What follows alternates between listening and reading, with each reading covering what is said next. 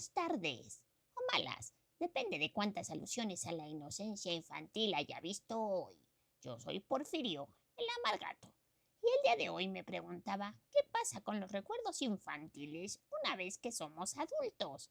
Porque verá usted, me he percatado que no solo en las publicaciones de internet, sino incluso en las pláticas con algunos amigos amargatos, ocurre un fenómeno curioso. De pronto, cuando se refieren a los niños, hablan de ellos como criaturas del Señor nuestro Dios, que son incapaces de contener en sus diminutos cuerpos malicia, odio, enojo o cualquier otra emoción negativa que se pueda imaginar. Como si los niños estuvieran exentos de tener comportamientos malvados. Y mire, no le vengo a decir que los niños sean entes endemoniados con trenzas y mochilas de Dora la Exploradora.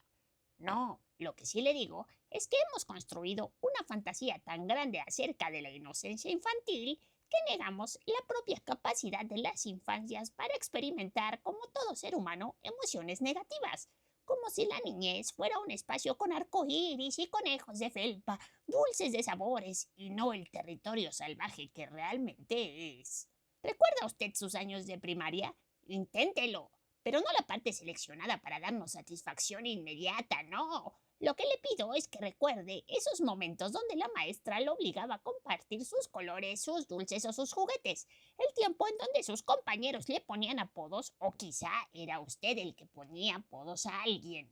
Cuando un grupo hacía cerco en contra de los demás para no dejarlo jugar, o cuando alguien le presumía que tenía el juguete nuevo o el videojuego de moda al que usted no podía acceder. Porque yo me pregunto, ¿usted no tuvo un compañerito en la primaria que era capaz de las peores maldades con cara de ángel? Ese niño que escondía la lonchera, se burlaba de que era diferente, que encontraba placer en hacer llorar al más débil. Y no, no estoy hablando de travesuras inofensivas. Estoy hablando de esa capacidad que tienen los niños para ejercer poder sobre otros sin el filtro moral que los adultos llamamos empatía. Pues esas emociones que desprendían de esos momentos de angustia, sí, aunque muchos intenten ignorarlas, también son parte de la infancia. Y todos las atravesamos de diversas maneras, pero estuvieron ahí como parte de nuestras vidas infantiles. Ese momento en el que los adultos están tan ocupados pensando que somos inocentes y buenos, y que pocos se preocupan por averiguar qué pasa en el patio de la escuela, en el salón de clase o simplemente en la propia casa. Y vea que han existido muchos autores a lo largo de la historia que han escrito sobre el tema.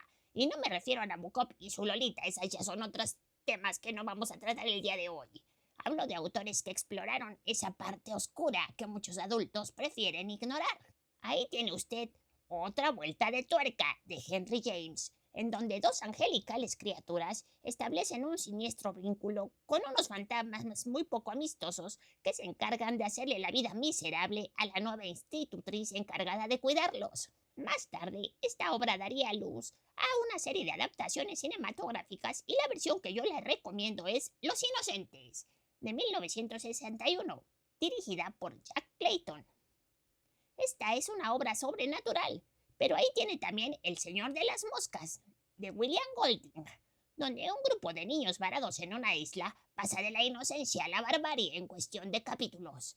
Y no, no había demonios ni posesiones, solo niños con sus miedos, sus deseos de poder y esa capacidad tan humana de convertir al otro en el enemigo. Claro que esta obra también tuvo su adaptación cinematográfica en 1990, dirigida por Harry Hook, aunque desde luego el libro ofrece muchos más detalles de esa mutación que revela los pensamientos infantiles. Y ni hablar de las mil y un obras escritas por Stephen King.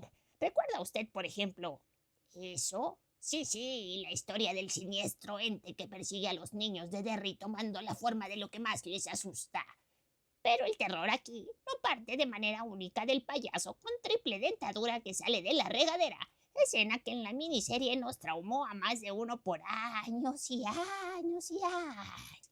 No, el terror de los protagonistas empezaba en la propia escuela, donde otros de sus congéneres se divertían haciéndoles las maldades más siniestras que se les pueda ocurrir, desde ponerles apodos hasta producirles heridas físicas.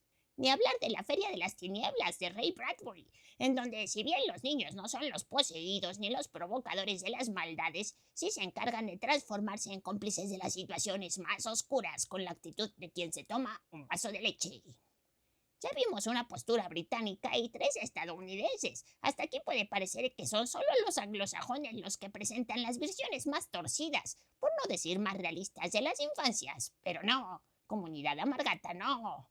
No se debe olvidar de que también existen obras como Las batallas en el desierto, de José Emilio Pacheco, donde Carlos se enamora de Mariana, la madre de su mejor amigo.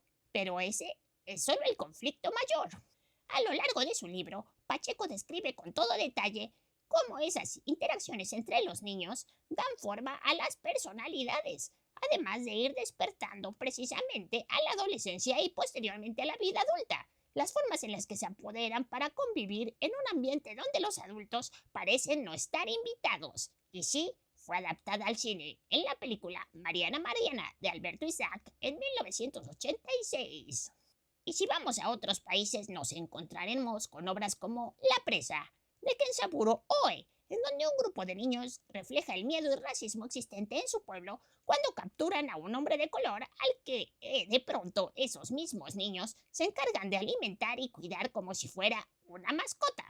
Y en ese mismo espectro aparece la siniestra novela del grande entre los grandes, el señor Yukio Mishima, que escribió El marinero que perdió la gracia del mar, donde un infante se encarga de planear y dirigir a sus dos amigos a la muerte de su padrastro, no solo para alejarlo de su madre, sino para probarse que es capaz de hacerlo. Vea que este es un resumen muy escueto de la cantidad de obras que se han producido sobre el tema, ya ni hablar de todas las películas en donde los espíritus que acechan pertenecen a niños. Ahí tiene usted El espinazo del diablo, otra de esas obras que muestran cómo las interacciones infantiles no suelen ser tan inocentes como las intentamos encasillar, y donde, además de buenos sustos y denuncia política, nos encontramos con las maldades de las que son capaces esas almas inocentes. ¿Recuerda usted, por ejemplo, Darkwater de Hideo Nakata? Ahí, precisamente, la niña fantasma lo que busca es robarse la atención y, bueno, a la mamá de la otra niña, y es capaz de intentar asesinarla con tal de que la madre ceda y se quede con ella. Claro que lejos del mundo fantasmal también están obras oscuras como The Good Son, acá conocida como El Ángel Malvado, que por cierto también se basó en una novela del escritor Ian McEwan, en donde Macaulay Culkin, sí, ese que antes fue Mi pobre angelito, en donde por cierto de pobre tenía muy poco, encarna a un pequeño sociópata que violenta a todo aquel que se entrometa entre la relación de él y su madre. Mire, la lista es infinita. Tanto en el terreno sobrenatural como en el social, los niños han sido material para sumergirnos en historias que le dejan a uno la piel helada. Y me va a decir usted, pero Porfirio, eso es ficción. Sí, puede ser que muchas de las obras exageren las situaciones, pero no por ello dejan de mostrar que esos autores entendieron algo que muchos se empeñan en negar. Los niños no son ángeles ni demonios, son personas. Personas pequeñas, con menos herramientas, con menos filtros, pero con la misma capacidad para el amor que para el odio, para la generosidad que para la crueldad, para la empatía que para el más absoluto egoísmo. La diferencia es que los adultos hemos aprendido a disimularlo. Los niños no. Ellos todavía no saben que hay emociones que, en teoría, no se deben sentir o que no se deben mostrar, que son mal vistas, pues. Y por eso, cuando un niño siente odio, lo expresa. Cuando siente envidia, la actúa. Cuando quiere lastimar, lastima. Y en lugar de aprovechar esa honestidad para enseñarles a gestionar las emociones, preferimos taparlo todo con el mantel de la inocencia. Es que no saben lo que hacen, decimos. Y en parte es cierto, no dimensionan el daño, pero saben perfectamente que lo que hacen tiene un efecto. Saben que cuando excluyen a otro, el otro sufre. Saben que cuando se burlan, el otro llora. Saben que cuando mienten pueden evitar un castigo. Otra cosa es que tengan la madurez para entender las consecuencias a largo plazo. Y es ahí donde entramos nosotros, o donde deberíamos entrar, porque sí, nos negamos a ver esa parte de la infancia. Si nos negamos a aceptar que los niños también sienten rabia, envidia, celos, incluso odio, lo único que conseguimos son personas que al crecer siguen molestando al otro y fingiendo que no lo hicieron con malas intenciones, que no sabían lo que hacían. Y luego, esos mismos adultos se transforman en padres, maestros, figuras de autoridad, y todo se vuelve un ciclo sin fin. Porque el problema no es que los niños sientan rabia, envidia, celos u odio. El problema es que los adultos les enseñan con su silencio y su negación que esas emociones no existen, que no se habla de ellas, que lo mejor es esconderlas debajo de la alfombra como si fueran migajas incómodas. Y luego se sorprenden cuando hay adolescentes que explotan, cuando hay jóvenes que no saben gestionar su frustración, cuando hay adultos que ejercen la violencia sin remordimiento. Pero si nunca les enseñaron a nombrar lo que sentían, ¿cómo iban a aprender a gestionarlo? Mire, yo no digo que haya que satanizar a los niños ni volverlos objeto de sospecha constante.